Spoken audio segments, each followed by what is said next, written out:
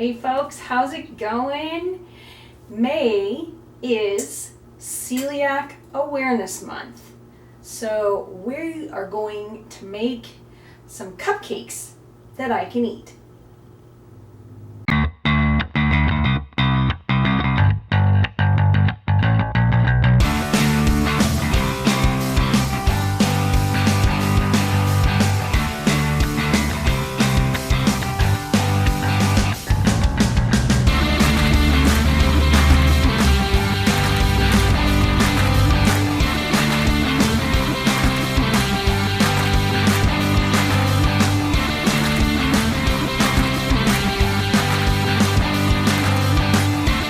In honor of Celiac Awareness Month, I'm going to make some gluten-free cupcakes. This is one of my own recipes that I came up with, I don't know, a couple of years ago, maybe more. I'm going to use some cassava flour. Cassava is a root vegetable, so there's no gluten. It's not even a grain.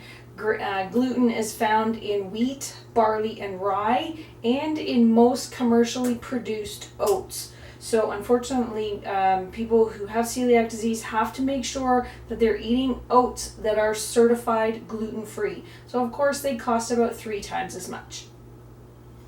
So the cupcakes I'm going to make today are lemon poppy seed. So the first thing is I've got 1.5 cups of cassava flour, and I'm going to put in 1/2 cup of coconut flour. And I'm just going to get my whisk to knock out the lumps. And in here I've got a teaspoon of baking powder and 1/2 teaspoon of baking soda and a teaspoon of salt. So I'll whisk that together just to make sure it's all mixed up.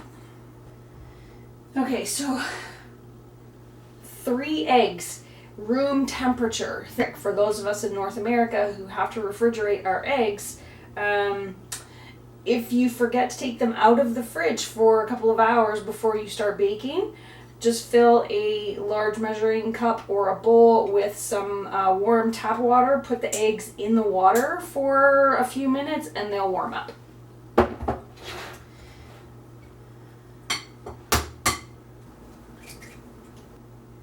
There we go. I'm just gonna fluff those into there.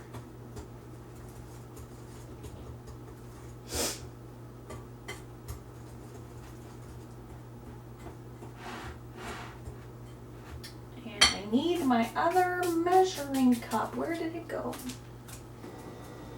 Ha! Okay, so now I'm going to put in 1/2 cup of maple syrup. You can also use honey.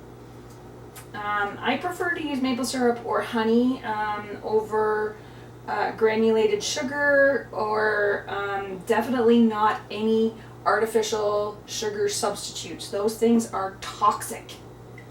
Toxic, I tell ya. Okay, so 1/2 cup. And here goes all my maple syrup. Oh no! Luckily, I've got another little one in the cupboard. Somewhere. Where the heck did it go? Oh well. Okay, so I'll just use some honey. See? Recipes are just guidelines.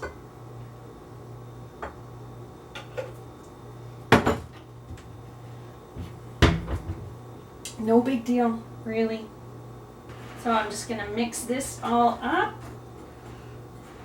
Try not to make too much mess. Okay, so that's all mixed in now. I'm gonna put in 3 tablespoons of lemon juice.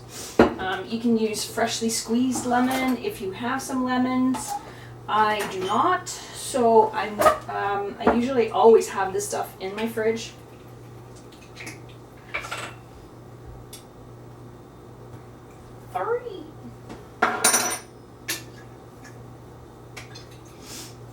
And some vanilla, 2 teaspoons of vanilla. I love the flavor of vanilla.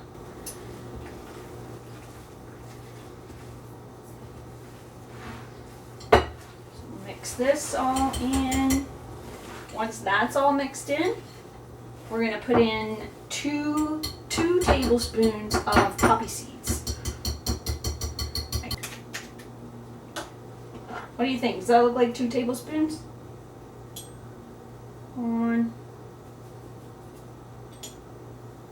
Ha ha ha, just.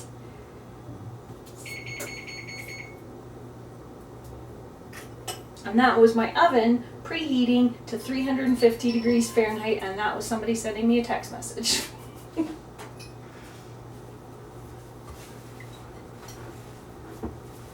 So I'll just mix this all in, just fold in the poppy seeds until it's all mixed.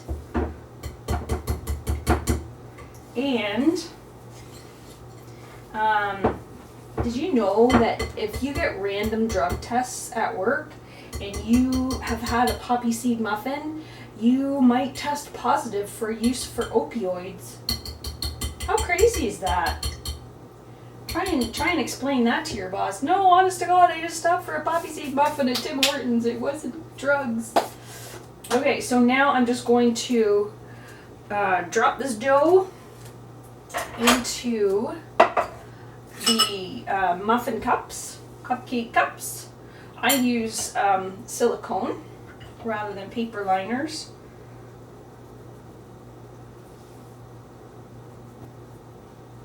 So when you put in the acid with the lemon juice, it reacts with the baking soda and the baking powder, so it makes it fluff up a little bit.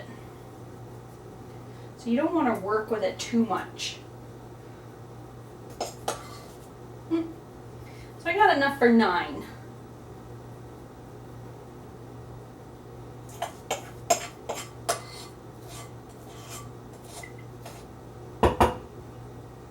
It's not an exact science, right?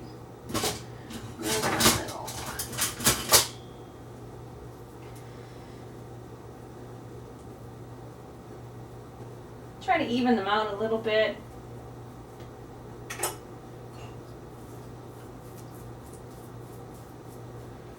Get the rest. Don't waste anything. This stuff is expensive, man.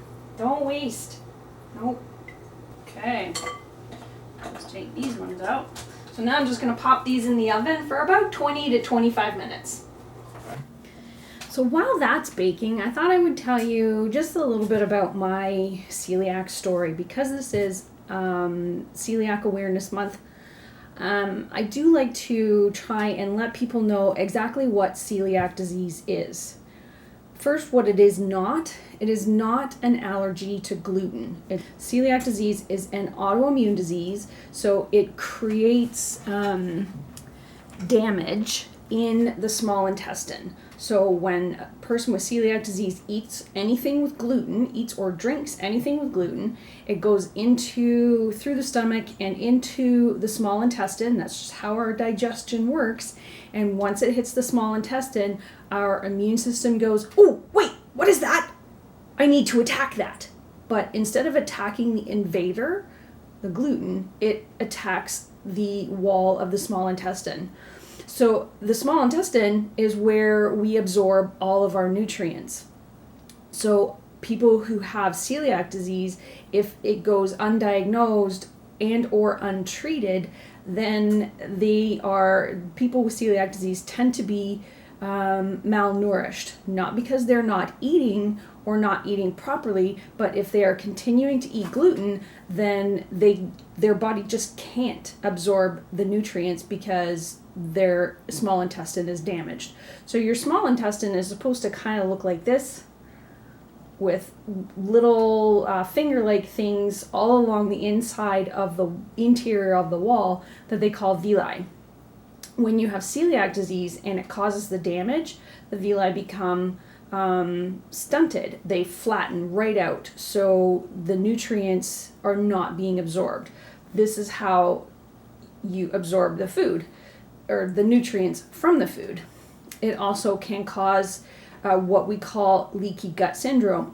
With leaky gut syndrome and celiac disease, you're not only not absorbing any nutrients, but food particles are escaping your small intestine and going into your body. That's not good. Your food is supposed to stay in your intestine. So when that happens, you end up with all kinds of other symptoms, as well as symptoms from the damaged intestine and malnutrition.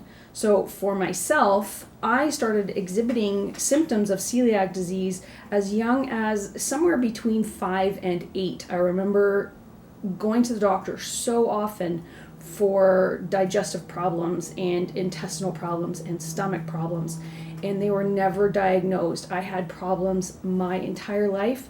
Finally, I was diagnosed when I was 42, after I had been suffering for pretty much my entire life. I had, by that point, also become infertile, which was a direct result of celiac disease.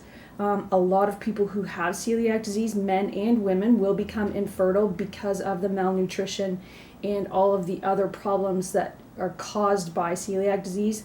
Celiac disease can even kill you. It's not a pretend disease. It's not a fake disease. It's not something that we wish that we had. We wish that we wouldn't have it. It is a serious disease.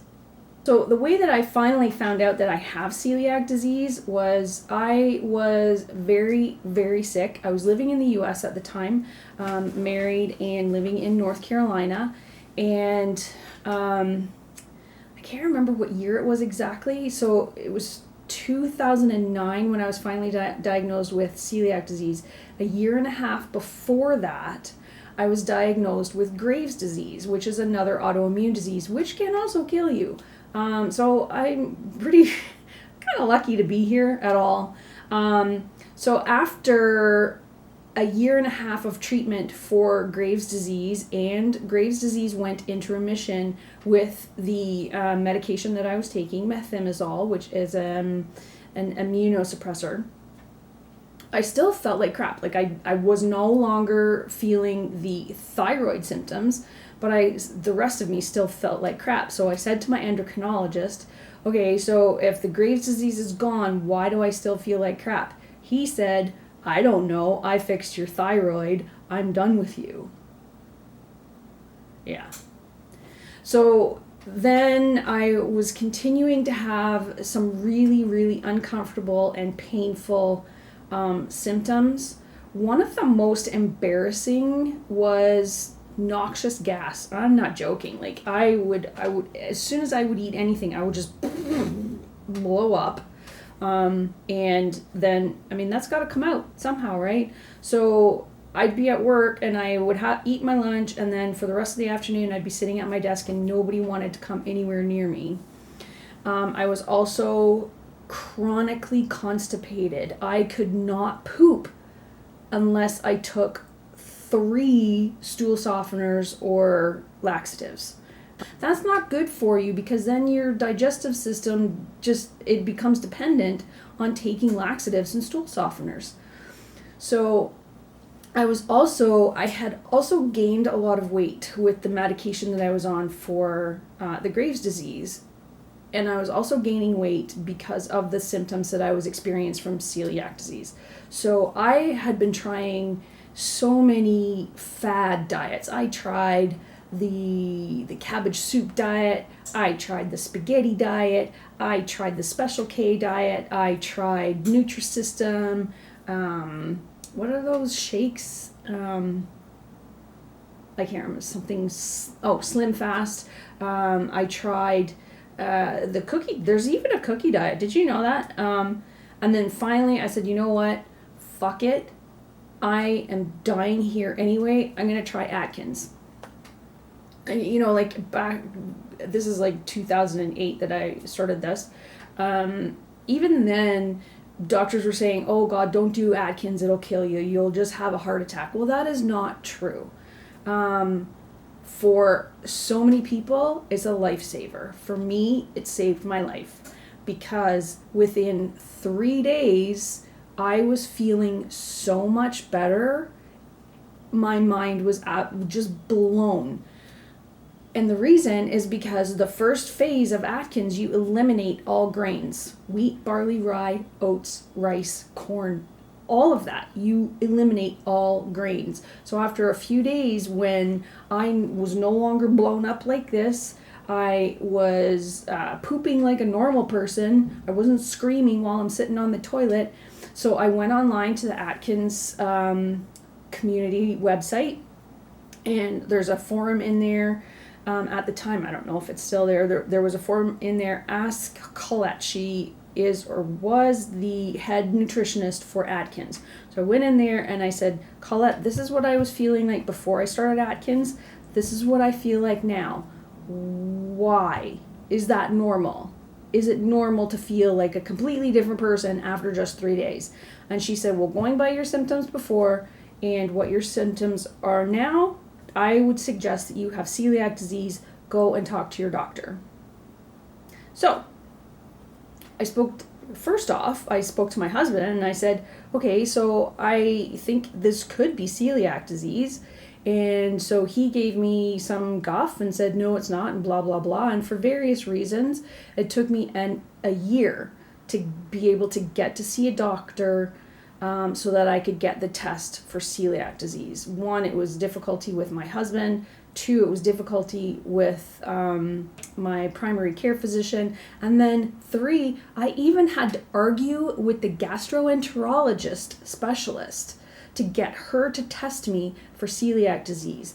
Why? Because she said celiac disease is a disease of young people. Only young people get it, and they're usually skinny and have diarrhea. And I said, so because I'm old, fat, and constipated, I can't possibly have celiac disease? Yeah.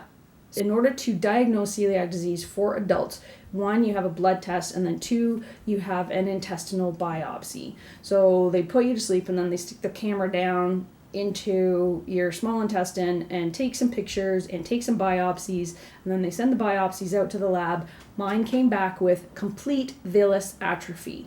And then I get back to the office to talk to her, and she says, well, I didn't think that you had it, but I guess I'm going to have to say you have celiac disease.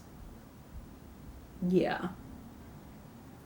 So that's my story. At age of 42, I was diagnosed with celiac disease. I'm now 53. I am more healthy in my 50s than I was in my 20s. So, I mean, since then, I have improved my diet, not just gluten-free, but free from gluten. So I eat foods that generally don't have a label. Occasionally I do buy treats or packaged foods when I'm going out backpacking that say gluten-free. But mostly those are convenience foods and lack nutrients. So I am now mostly what you could call a nutrivore. I started out as primal, and then I went paleo, and then I went autoimmune protocol or AIP, and now I just call myself someone who eats a nutrient-dense diet or a nutrivore. And those cupcakes are starting to smell really good. Okay, it sounds really weird to call me a nutrivore and I'm waiting on cupcakes to cook, but you know, we are all allowed to have treats sometime. So I am going to wait for these cupcakes to bake, and I will bring you back when they are all done.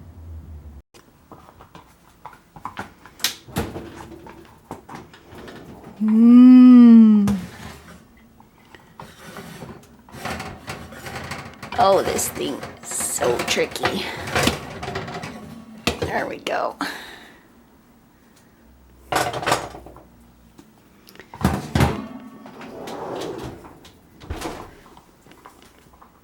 So now I'm just going to take them from here, put them onto the wire rack to cool. Whoosh, hot.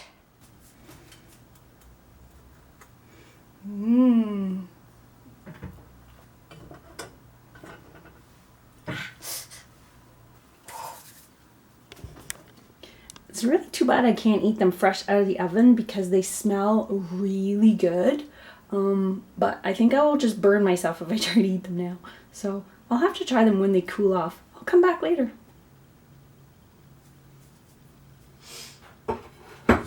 Okay, I'm back. While these were cooling, I walked up to the grocery store to get some creamed coconut. So I'm going to use this to make an icing for them. Now I could eat them just like this, plain, but then I would have to call the recipe lemon poppy seed muffins, because a muffin is just a cupcake without the icing on top. And while I was out, I also got some more maple syrup. So creamed coconut comes like this in this package, and you can see there's two layers. There's the coconut oil on the top, and then kind of the coconut pulp is this part, and this part is really, really hard. So you have to knead to mix up the oil with the coconut pulp. And this one is really, really hard. Holy jumping. So you know what I'm going to do? I'm going to put it in the measuring cup with some hot water, and I'll come back in a little bit. Okay. So when you leave it too long in the hot water, sometimes it'll get too soft. But you know what? It's fine. Now this is pretty much just liquefied. And I can, I don't know, put it in the fridge or something to re-solidify it, but so I just pour that into a bowl.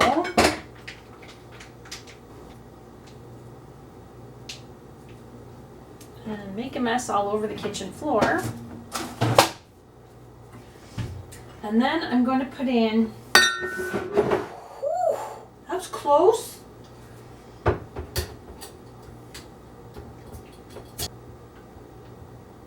2 tablespoons of maple syrup. You can also use honey. 2 tablespoons of lemon juice. And I'll just mix this all up. And just, I guess the cold lemon juice made it all almost solidify. So I'm just going to use this spoon and daub it on the cupcakes. How's that look?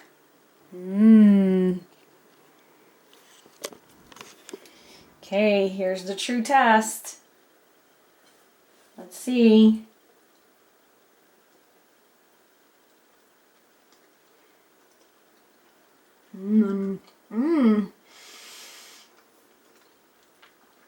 Lemony. I just love lemon flavor cupcakes, and the poppy seeds are nice. And the icing, it's not too sweet. I don't like really sweet icing. And it's nice and lemony. Oh, this is so good.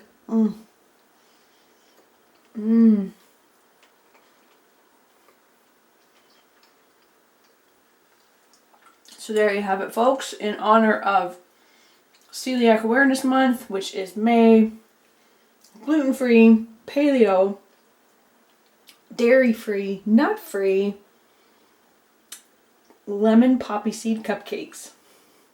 I'll post the recipe in the description below, and if you do try it, do let me know if you enjoy them. Thank you so much for watching. Let me know what you think of this recipe, and you'll see me next time.